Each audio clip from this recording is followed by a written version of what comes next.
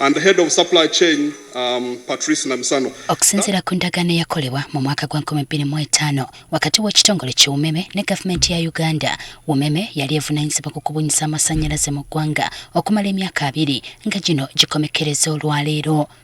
Kati olwaleero abakulira ekitongole kino baddiza gavumenti obuvunaanyizibwa bwayo era nga bukwasiddwa minisita w'ebyamasannyalaze Ruth Nankabirwa.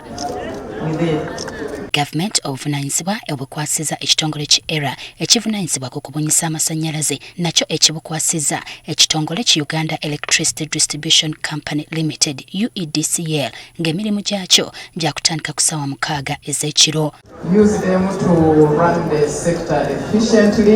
Mu kwogera kwe, Minisita Ruth Nankabirwa ategeezezza nga gavumenti bw'eri neetegefu obulungi okulaba nga bannayuganda bafuna empeereza y'amasannyalaze ey'omulembe.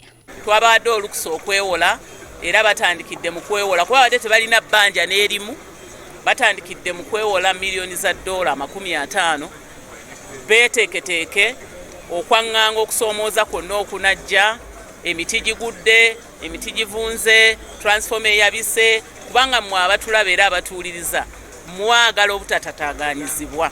Ng'ekitongole ekirala kikwata emitambo gy'amasannyalaze mu ggwanga tubabuuzizza ekiviirako amasannyalaze okuvaako ensangi zino. Wabaddewo okutaataaganyizibwa kati nga tumaliriza olw'okubanga nti Umeme ekyali ku ground okuttaanya byeteekwa okuttaanya okusinziira ku regulator bye yabagamba, era n'omubalirizi w'ebitabo wa gavumenti ekyo yakyogeddeko.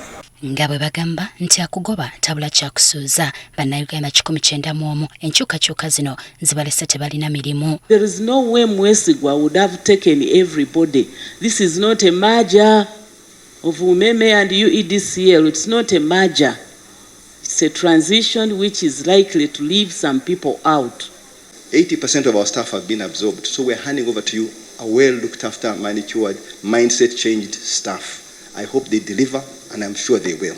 Akulira Umeme Celestino Babungi asabye UEDCL okukola n'amaanyi okuuma ebyo bo bye basobodde okutuukako we lutuukidde olwaleero ng'abantu obukadde obusoba mu 2 balina amasannyalaze. You handed over 5,000 transformer zones. We are giving you back 17,000 transformer zones, 44,000 kilometers of lines.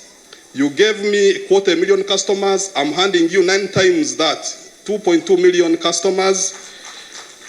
Our safety record has been really strong, and I encourage you to keep it to protect the lives of staff, the public.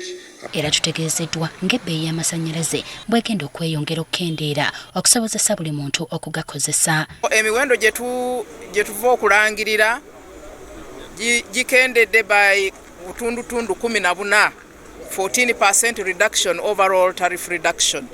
So kaakati emiwendo egyo gya kutandika ssaawa 6 olwaleero. Era olwaleero ssaawa 6 kigenda okukyuka nti bw'obadde osaba tokeni ng'ogisaba mu Umeme yaka ogenda kugisaba essimu yo ejja kukyuka automatically ebeereko UEDCL Lite.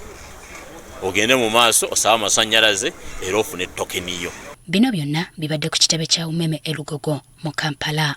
Jocelyn Nakibule, Agafeeyo ku Spark TV.